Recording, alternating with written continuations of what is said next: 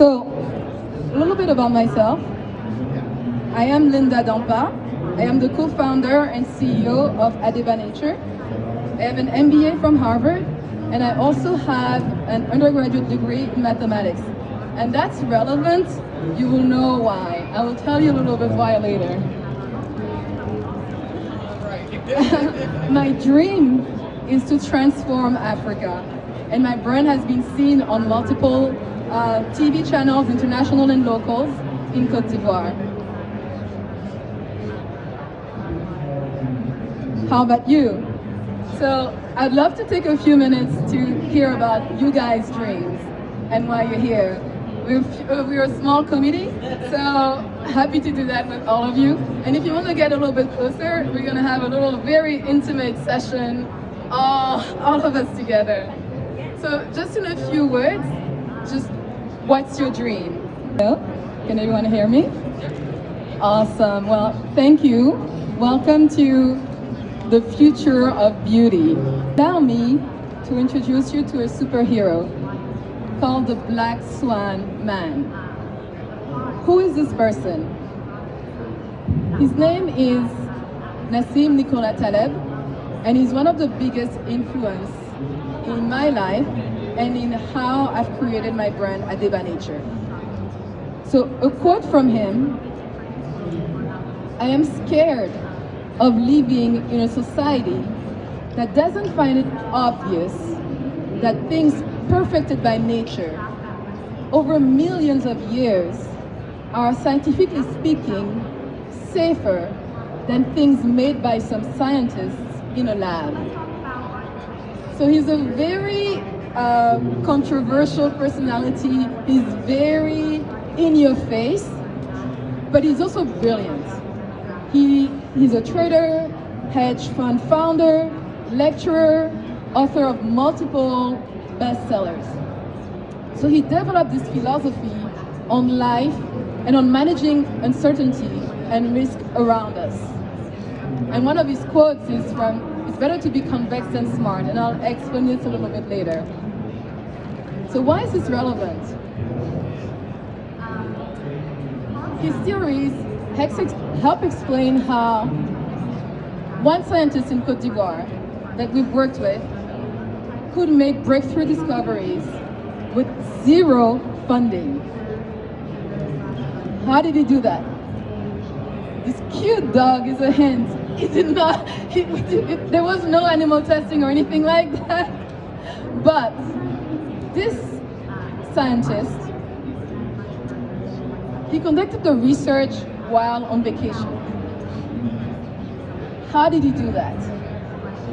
He would go to his village, which was near a forest.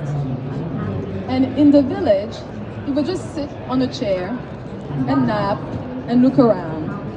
And when he saw injured dogs or other domestic animals that were going to the forest to find plants or to find ways to heal themselves, he would follow them. So he sees a dog limping, he starts following the dog, follows the animal until they stop at a plant that they're using. And he collects that plant and goes back to his lab to study it. So how does that relate to the previous slide about the Black Swan Man and the author? So his theory helps explain why this is possible. Basically, the dog knows naturally what plant works for the ailment that he has.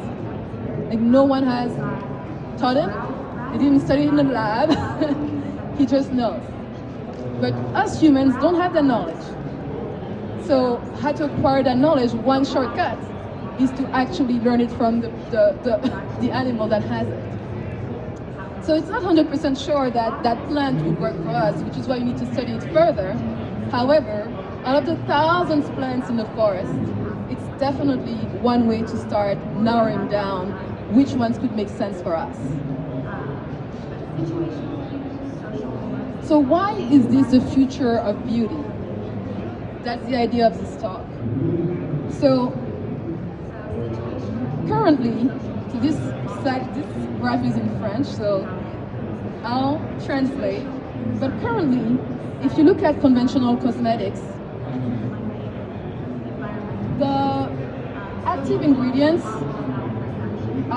tend to be less than 3% of the formulation. The other elements like water or mineral oils, and I pay attention particularly to mineral oils because they tend to be from the petrochemical industry. So it's literally oil and gas derivatives that are used in skincare, in hair care. And that's one of the reasons a lot of those products can be irritant to your skin and sometimes even toxic. Then you have some cosmetic that's certified bio, so organic and everything, and they're a little bit better. They tend to have vegetable oils and all that instead of petrochemicals derivatives. And then you have cosmetics that are just 100% natural, where really every single element in it is an active ingredient that can help with the skin issues or the hair care issues. But really what's important is that it doesn't hurt your health, it doesn't hurt your body, it doesn't hurt your hair, and it also doesn't hurt the environment. So right now, this type of beauty, which is called slow beauty, is considered true luxury because it takes time for nature to nurture the plants. It takes time for humans to actually find out which plants work and which don't. And then we also know that customers more and more want to go away from petrochemicals derivatives. Because at the end of the day, if as a world we're going to move away from oil and gas, eventually our beauty products will also need to move away from petrochemicals derivatives. So as a result, we get to the future of beauty that is anti-fragile, and that's achieved via three main principles. So this is like my favorite slide. It's very, very cute. So this is where I nerd out, and this is where my mathematics background is relevant, because this explains really how this theory, this mathematical theory, is highly relevant to the beauty industry and to other industries possibly. Number one, those three principles we talked about. One is the Lindy effect. And if you go home and you want to remember one thing, remember the Lindy effect. So it is the idea that the older something is, the longer it's likely to be around in the future. So I'll give you an example. The chair. Chairs have been around for thousands of years. There have been many modifications on chairs. You have cushions, you have backs that recline, but the basic principle of a chair has stayed the same. So we know that nature has been proven in a robust way. So all those ingredients that we find in nature and that have been used, we call it like a hard to fake test. So one of the reasons shea butter is exploding right now, like everywhere you go around the world, people use shea butter. You have a French company that sells a shea butter based cream every 3 seconds in the world. The shea tree only grows in parts of Africa. There's a band from West Africa to East Africa. It's the only place where you can find the shea tree. And we know that shea butter is safe because it's been used for hundreds of years. There's some very cute pictures of grandmothers back home, or mothers in Ivory Coast. I'm from Cote d'Ivoire. I didn't mention it, by the way, but I'm from Cote d'Ivoire.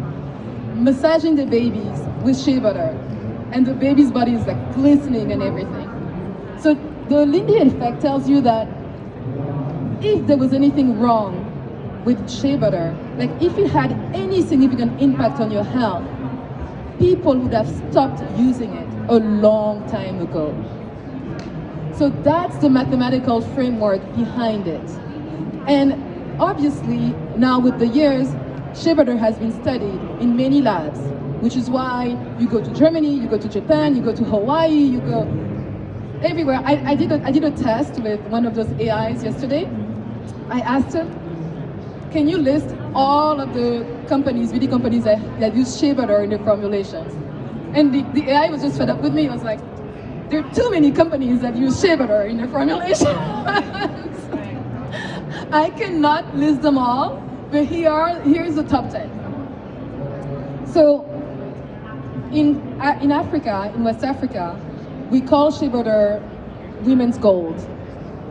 And many generations of women and babies have used it. So my conclusion is, can you conclude with me? Shea butter is Lindy. It's been around for years, and it's likely to continue to be around for years. Number 2 principle, thanks for joining us, is our grandmother's wisdom. So it's very related, but it's the idea that it is important to listen to our grandmothers because their wisdom, via recipes, sage advice, or dictatorial pronouncements, my grandmother used to be very dictatorial, they help promote survival and they help lead us away from what Taleb called the path to ruin. So for example, grandmothers may say, don't smoke, smoking is bad, and everything. And we may choose to listen or not. But the idea is that they know that if we get addicted to smoking, it could lead us to a path to ruin because it could affect our health. So that's the idea. The third principle is one that is a little bit more complex, but it's called convexity. So Taleb said, and I referred to it earlier in the presentation, it's better to be convex than smart. And to say that in layman terms and explain it in more plain, basic terms, I found a quote from Danny Meyer, the owner of Shake Shack, Union Square Hospitality. You guys are familiar with him.